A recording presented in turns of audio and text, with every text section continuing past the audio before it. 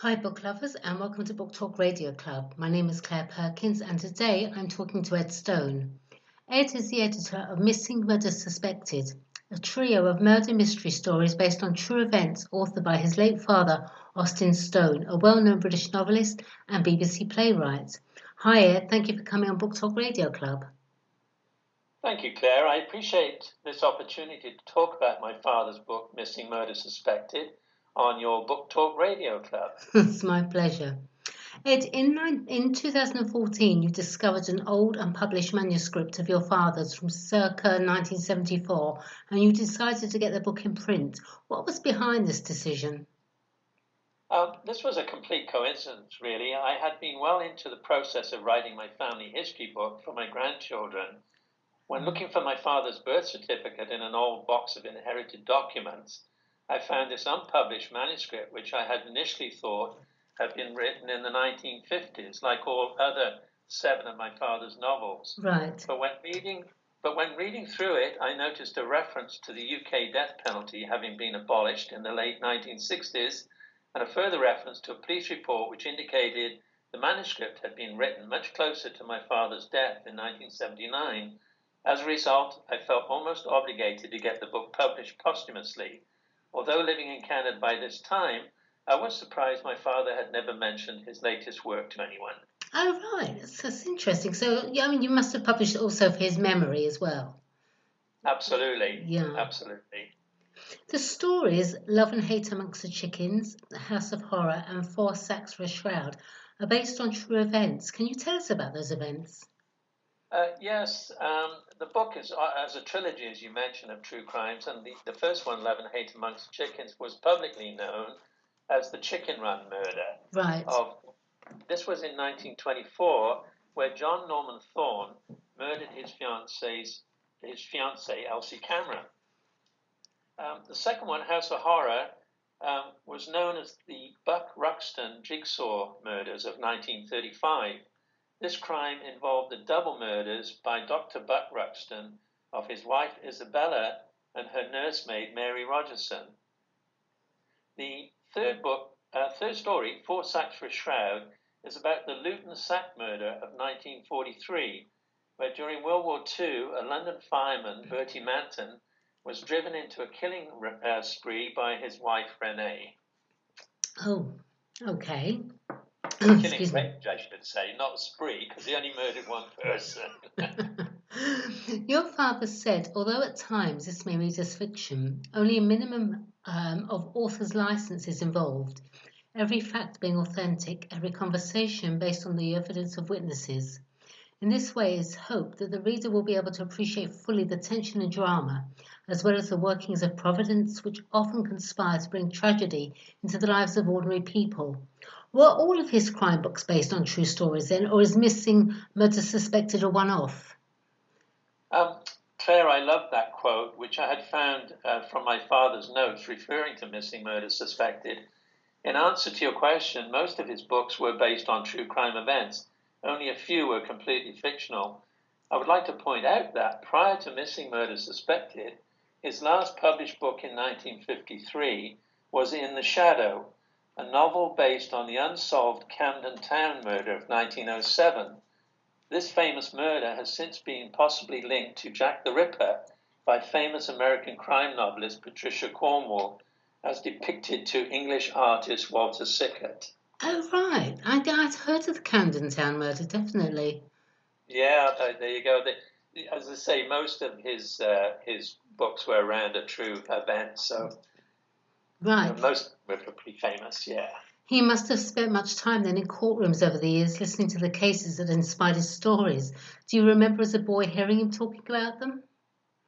I know my father was keen on following court cases in general, but I don't remember him talking about his novels, probably because they were not suitable for younger readers. Sure. My mother had sadly died in 1959 when my sister and I were quite young, and as a result of my mum's death, my father had to stop writing. Right, right. And after moving to Melbourne, Worcestershire, and for those listeners outside the UK, Melbourne is right next to Wales and not too far from Stratford-upon-Avon. He became chairman of the Melbourne Writers' Circle, mixing with some very well-known literary authors of the time, including Daphne du Maurier and Barbara Cartland, she of the lurid pink dresses and whose step-granddaughter was none other than the late Princess Diana. So what was the Melbourne's Writers' Circle? Do you know, is it still going on? Yeah, my father had met Barbara Cartland through the Melbourne Writers' Circle. It's a group which has been going on since 1948. Right. They were both living in Malvern at the time, and another member of the group was Wilfred Noyce, a teacher at Malvern College who had written a book about his experience on the 1953 successful Sir Edmund Hillary expedition to Mount Everest. When I was recently in the UK doing a book tour, I was kindly invited to attend the Circle's monthly meeting and to do a book presentation of Missing Murder Suspected. Oh, fabulous. This was very well received by the members, many of whom were well aware of my father being chairman in the coronation year of 1953. Right. During his tenure, he organised the Malvern Literary Festival and wrote his one and only stage play, Burgundy and Mrs. Cox, for the event. This was about the 1876 Balham mystery, another unsolved true crime where Charles Bravo was poisoned with antimony. Julian Fellows of Downton Abbey fame did a BBC version of this story in A Most Mysterious Murder series in 2005. Incidentally, Dr. James Gully of Malvern Water Cure fame, he'd had an affair with Bravo's wife and was at one time implicated in the murder. I think that this was a very clever idea of Dad's for his play, which was staged and presented at the Malvern Winter Gardens in 1953. Fascinating, absolutely fascinating. So tell us about Austin Stone outside of writing, as your dad. I mean, he loved to race his Bugatti at Brooklands, didn't he? There's a wonderful old black and white photo of him on your website. Yes, that's right. My father loved his motor racing. He raced the Bugatti at Brooklands during 1926 and 1927. He is mentioned and referred to E.A.A. Stone in William Boddy's wonderful book, History of Brooklands. An amusing story about one of his races, where his brother-in-law was co-driver, is that after a minor coming together with another rival during the 1926 race, the accident was reported in the evening news. Upon reading it, Dad's sister was very angry about the whole affair, feeling that they ought to grow up. My most enjoyable memories of being with my father are attending Grand Prix race meetings at Silverstone and Brands Hatch, the last being in 1978, the year before Dad died. I still passionately watch all Grand Prix to this day, and in 2001 took up kart racing myself. Oh, funny. How funny. I love it. He was a playwright for the BBC in the mid-1950s. What kind of plays did he write? Dad wrote all his plays, which were known as the BBC Thursday Night Mystery, in the same true crime genre as his books. Right. And many of the people that had character roles in his plays went on to become famous actors in their days, such as Donald Pleasance, OBE, Billy Whitelaw, CBE, and John Laurie of Dad's Army. Your home must have been filled with some interesting people as you grew up. Well, they never visited our home. We were living in quite a sort of ordinary council house, but these eventual famous actors mentioned, of course, were not well known in those days. Right. Radio was the main training ground for their up and coming careers. Mm. My dad did meet most of these players during rehearsals and broadcasting at the BBC studios in Birmingham. I have checked with BBC, but sadly, because the plays were all broadcast live, there were never any recordings taken. Along with the book, I also found one of his radio play manuscripts entitled An Affair of Honour, which aired on July 29, 1953. This was the 1844 story of famous Irish actress Lola Montez, who had two men duelled to the death over their love for her.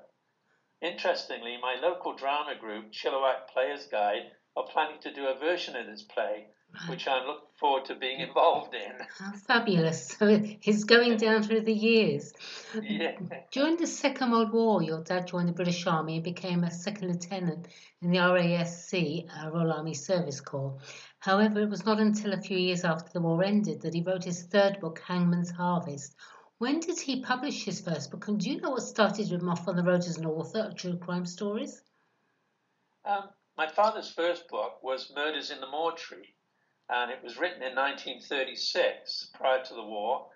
After the war, as you pointed out, he had written some more, but in order for some peace and quiet to write more novels, he and my mother moved to a small farm cottage in Wales near Abergavenny, where I was born there in 1946.